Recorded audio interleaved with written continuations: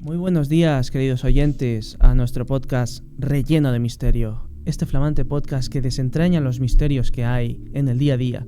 En este caso vamos a averiguar un poco más a fondo el caso de la yaya asesina Matilde, de 75 años, que junto a su compinche Jorge, su hijo adoptivo, se encargaban de coger a personas desfavorecidas y convertirlas en pasteles con los restos de carne de ellos.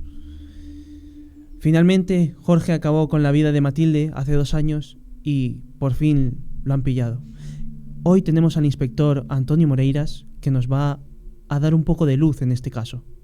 Bienvenido, Antonio Moreiras. Muchas gracias, Bruno. Es para mí un placer poder estar en este podcast hablando y contando más sobre este caso tan aterrador en el que voy a estar analizando y dándote más pistas sobre él. El honor es totalmente nuestro de tener a alguien tan reputado con nosotros, alguien con tanto prestigio para dar luz a este caso, como he dicho antes. Quería saber, he estado investigando y lo encontraste en un supermercado, haciendo la compra. Así es. Bueno, yo este caso lo empecé a seguir, nada más empezó, y pues un día fui a un supermercado a comprarme el desayuno para así despertarme y quitarme el sueño. Y ahí fue cuando vi a un individuo que encajaba perfectamente con todas las descripciones pertinentes.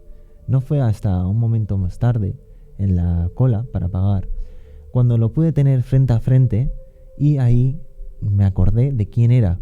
Era Jorge, el principal sospechoso de este caso. Y fue ahí cuando lo pude detener. Una cosa que te quería preguntar, inspector Moreiras. ¿Cómo fue el primer interrogatorio? ¿Mostró algún tipo de arrepentimiento? La verdad es que no mostró ningún tipo de arrepentimiento. Parecía que estaba desconectado de la realidad, que decía que Matilde la observaba. Era algo bastante curioso. Tengo entendido de que seguían un patrón específico para encontrar a sus víctimas, tanto Matilde como Jorge, ¿no? Así es, Matilde era una persona fría y calculadora, todo lo contrario que Jorge, que mataba por impulso. El modus operandi que utilizaban era que Matilde identificaba a las personas, que solían ser normalmente personas que no tenían ni casa, ni dinero, ni familia. En otras palabras, eran personas que lo habían perdido todo. ¿Qué método de búsqueda usaba? Pero también tengo entendido de que Matilde los cogía según su propia fe, tenía unas creencias particulares. ¿Nos podrías explicar un poco eso? Sí, Matilde era una mujer cristiana, aunque tenía un cristianismo completamente alterado. Ella en su casa tenía unas fotos de cosas cristianas, como puede ser Jesús, la Virgen María, pero justo al lado lo que encontramos fue cuchillos ensangrentados y moldes para pasteles. O sea, que todo lo atribuía a su fe. O sea, tenía unas creencias y todo giraba en torno a esas creencias. Efectivamente, la verdad es que una cosa que nunca podremos saber es las razones por las que ella hizo eso. Y sobre todo, más que nada, porque ella creó un monstruo aún peor que ella, Jorge, quien lo crió. Es bastante escalofriante el saber que alguien que tiene una pinta de inocente, porque es un anciano de 75 años que no aparentaba tener esas aficiones, de repente consigue el impulso de matar gente con esa excusa, de ir a por el más débil encima. Sí, la verdad es que es un caso que nos impactó por esa parte. La verdad es que la gente no se lo podía creer. ¿Cómo podían creer que Matilde, esa señora tan amable y tan alegre, pudiese matar y cometer crímenes tan atroces? La gente pensaba que era puramente casualidad esas desapariciones. Lo pensaban hasta que la verdad salió a la luz. La verdad, ¿eh? Cuéntanos, inspector, ¿qué encontraron detrás de esa cocina?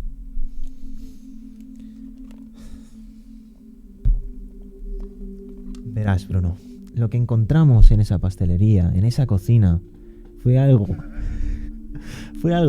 muy perturbador. Encontramos una sala adaptada, una sala fría que contenía restos humanos, contenía instrumentos que utilizaron para matar y para cortar esa carne. Y lo más perturbador de todo, un cuaderno que contenía fechas, nombres y distintos productos, como por ejemplo, tarta de almendra, Doña Fina, empanadas de carne, Don José, y así con más personas. Entiendo que el trauma ha sido bastante chocante y por eso es tan surrealista que se te escapa la risa. O sea, es bastante fuera de lo común. O sea, es bastante comprensible por ese aspecto. Ha sido muy devastador, supongo, para ti personalmente y profesionalmente, ¿no? Pues sí, es como te decía antes, ha sido un caso que nos ha impactado no solo a la policía, sino a todo el mundo por los actos tan atroces que se cometían. Claro, porque estamos hablando de que había clientes habituales que compraban y que esos postres, los productos que Matilde hacía, los compartía con su familia. O sea, estamos hablando de que hay niños de 10 años que han probado por primera vez la carne humana. Efectivamente, y lo que también sorprende es que haya gente que siga queriendo probar ese sabor tan raro que les gustaba al fin y al cabo. Todo esto lo provocó Matilde, y junto a Jorge, una persona que también tenía ciertos problemas. Es una tragedia, sí. Supongo que será por haber probado algo diferente, que por eso siente el humano una extraña adicción.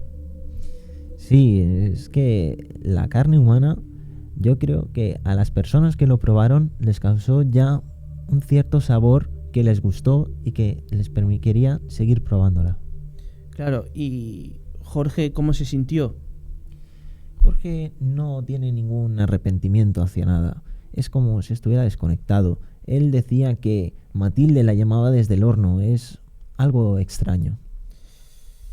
Es un símbolo bastante perturbador. O sea, estamos mezclando horror, miedo y sentimientos bastante malos en un mismo altar.